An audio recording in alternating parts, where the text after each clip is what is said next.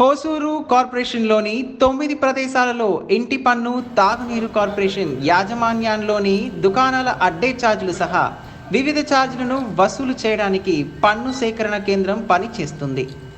ముఖ్యంగా హోసూరు నగరపాలక సంస్థ కార్యాలయంలో 2 పన్నుల వసూల కేంద్రాలు, పాట మున్సిపల్ కార్యాలయంలో 1 కేంద్రం, గాంధీ విగ్రహం సమీపంలో 1 కేంద్రం, రైతు బజారు, మత్తిగిరి, ముక్కండపల్లి, సూసువాడి 8 కోట్ల ప్రజలు పన్నులు చెల్లించి రసీదులు తీసుకుంటున్నారు. కాగా రామనాయక్ సరస్సు సమీపంలో నూతనంగా ఏర్పాటు చేసిన పన్నులు వసూళ్ల కేంద్రాన్ని హోసూరు మేయర్ ఎస్ఏ సత్య గురువారం రిబ్బన్ కట్ చేసి ప్రారంభించారు. ఈ కార్యక్రమానికి హోసూరు మున్సిపల్ కమిషనర్ శ్రీకాంత్ అధ్యక్షత వహించారు.